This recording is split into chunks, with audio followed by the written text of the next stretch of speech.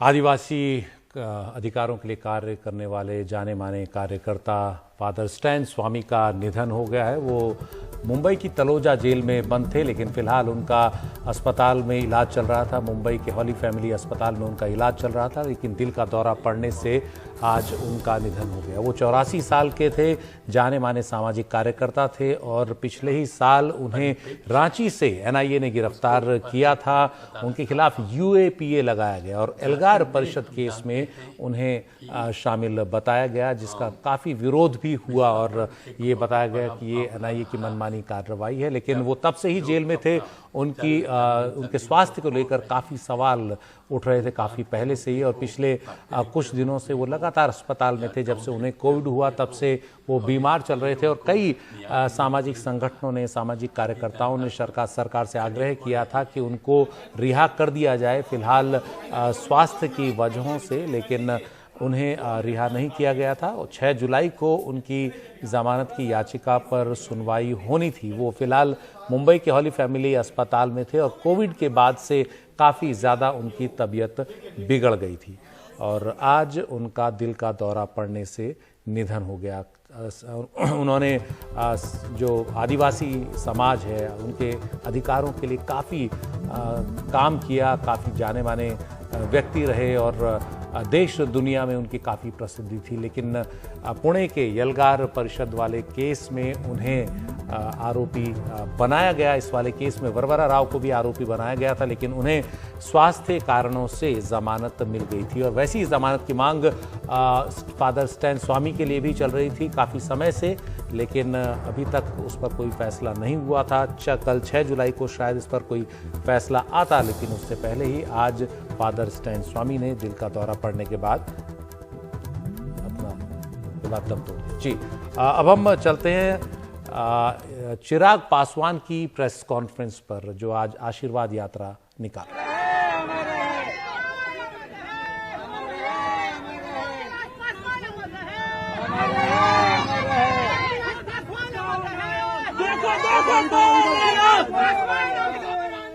चिराग पासवान की आशीर्वाद यात्रा आज से शुरू हुई है और एक तरह से अब वो लोक जनशक्ति पार्टी में अपनी खोई हुई जमीन को वापस पाने की कोशिश में हैं। आपको बता दें कि उनकी पार्टी के 6 सांसद थे, जिनमें से 5 सांसद उनके चाचा पशुपति पारस के साथ चले गए और उसके बाद से ही चिराग पासवान लगातार कोशिश कर रहे हैं कि अपनी पार्टी में अपना जो प्रभुत्व है वो साबित। खुशी हुई, उसका हौसला बुलंद हो, खुशी मिला हमको। चाचा ने धोखा दिया, चचेरे भाई ने धोखा दिया।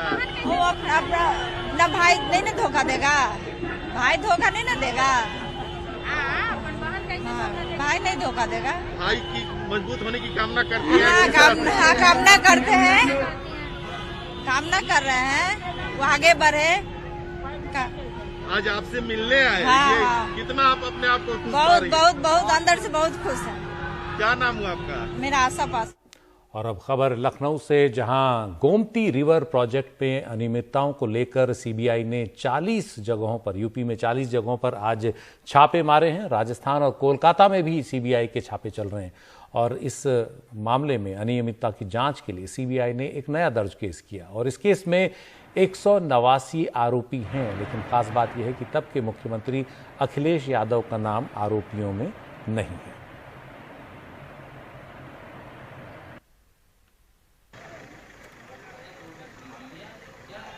हमारे सहयोगी कमाल खान बता रहे हैं कि इन छापों के राजनीतिक मायने क्या हो सकते हैं।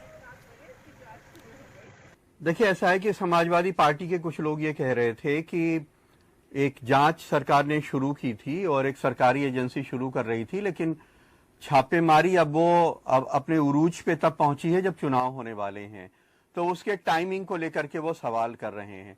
और जाहिर सी बात है कि जब तक जांच पूरी नहीं हो जाए और कोई आरोप साबित ना हो जाए, तब तक हर आदमी ये कहता है कि ये राजनीतिक साजिश है और हमें बदनाम करने के लिए, हमें फंसाने के लिए ये किया जा रहा है।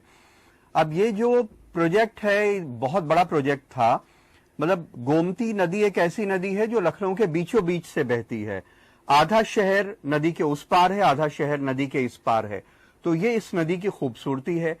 इसके दोनों किनारे बहुत बुरी तरह बदबू आती थी, जलकुंभी होती थी, झाड़ियां थी। तो ये इस पूरे किनारों को ब्यूटीफाई करने का एक ये प्रोजेक्ट था। तो पहले फेज में 14 किलोमीटर के गोमती के रिवर फ्रंट को ब्यूटीफाई करना था और यहां से एक फेरी शुरू करनी थी कि पानी के जरिए लोग एक रास्ते से दूसरे रास्ते चले जाएं।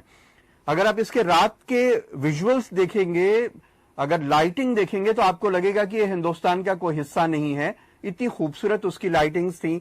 और ये म्यूजिकल फाउंटेन वगैरह फ्रांस से ये इंपोर्ट किए गए थे।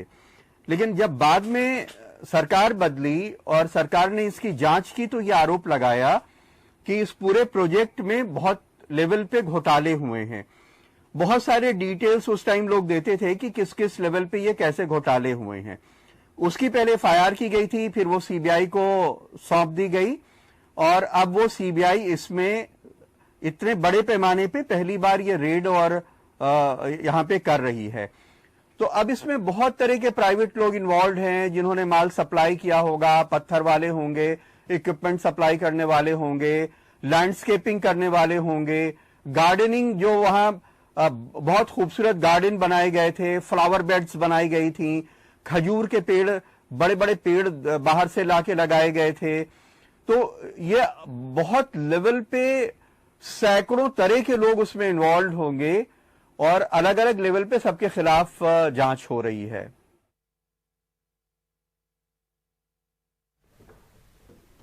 तो बताया कमाल खान ने कि इस जांच के राजनीतिक मायने क्या हैं। अब चलते हैं दिल्ली से जुड़ी खबरों पर। दिल्ली में कई बाजारों पर कोरोना से जुड़े दिशा निर्देशों के उल्लंघन के बाद अब कार्रवाई हो रही है।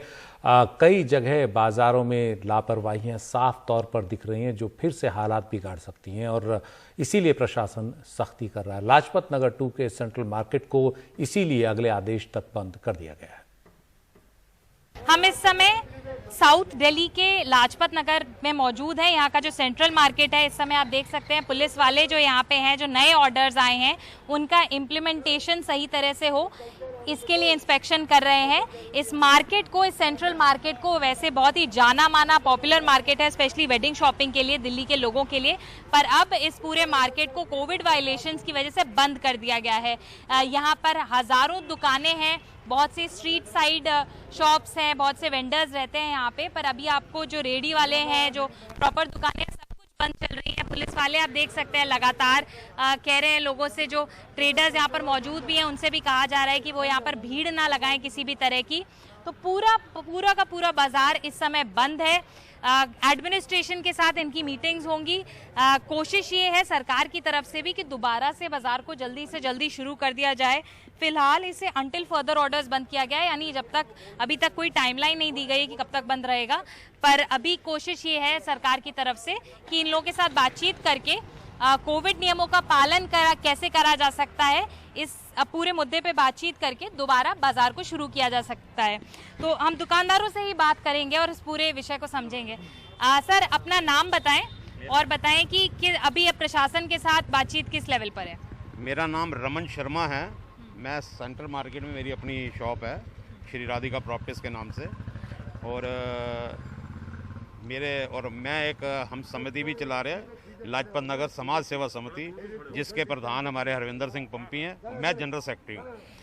पूछिए मैडम, जो भी आप मुझसे पूछेंगे मैं आपको उसका जवाब दूंगा। जी सर, आपसे जानना चाहेंगे अभी एडमिनिस्ट्रेशन के साथ कब मीटिंग फिक्स है, क्या मुद्दों पे बातचीत होने वाली है? आज 3 बजे उन्होंने हमें बुलाया है, पूरी मार्केट के जो प्रधान हैं उनको बुलाया है, और जो निर्देश देंगे हम उन निर्देशों का पालन करेंगे।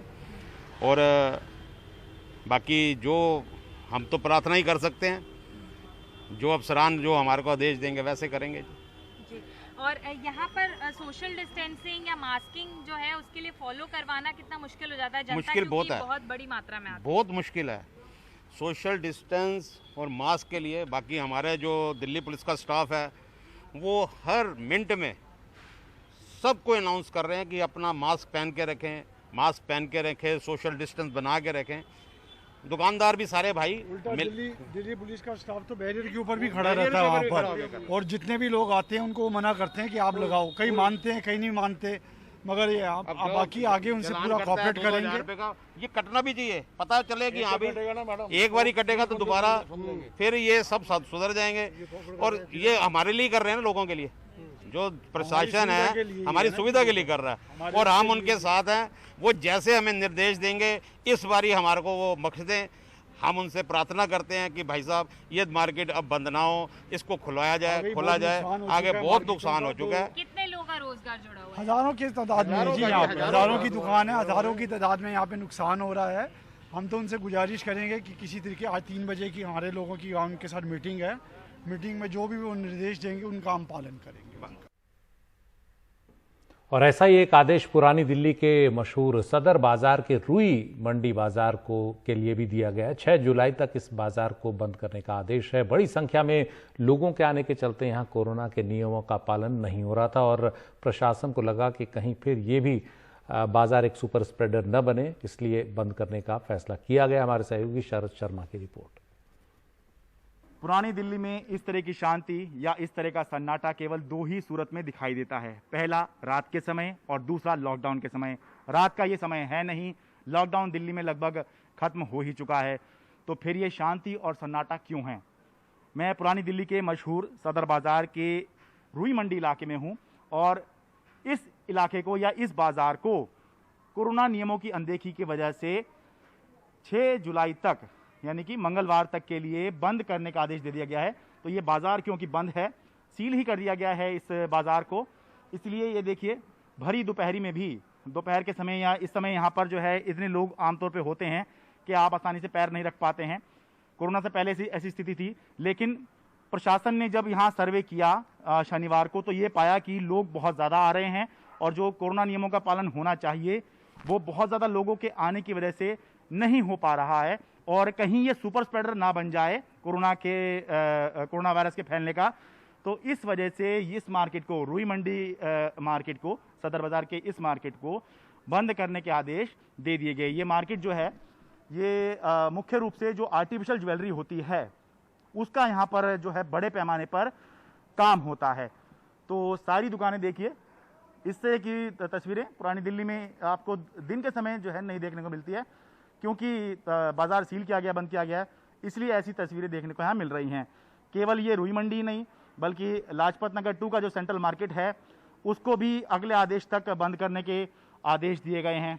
इससे पहले लक्ष्मी नगर मार्केट जो है कोरोना नियमों की अनदेखी की वजह से जो है बंद कर दिया गया था, वो मार्केट अब खोल दिया गया है। ऐसे ही नांगलोई में भी कुछ बाजार बंद किए गए। गांधीनगर में भी, जो पूर्वी दिल्ली का गांधीनगर है, वहाँ पर भी 12 दुकानों को इसी कोरोना नियमों की अनदेखी या कोरोना नियमों की धज्जियां उड़ाने के मामले में बंद करने के आदेश दिए गए। तो कुल मिलाकर कहने वाली बात यह है कि अगर दुकानदार चाहते हैं कि ऐसी तस्वीरें ना आए, अगर खरीदार चाहते हैं कि ऐसी तस्वीरें देखने को ना आए, तो कुछ सावधानी ज़रूर बरतनी होगी। और जब आप सावधानी बरतेंगे तभी दुकानदार दुकान खोल पाएंगे, खरीदार सामान खरीद पाएंगे और बाजार गुलजार रह पाएंगे। कम से कम ऐसे सन्नाटे भरी तस्वीरें देखने को हमें नहीं मिलेंगी। सदर बाजार के रुई मंडी से अपने सहयोगी कैमरा पर्सन शशिकांत के साथ मैं शरद शर्मा, NDTV इंडिया।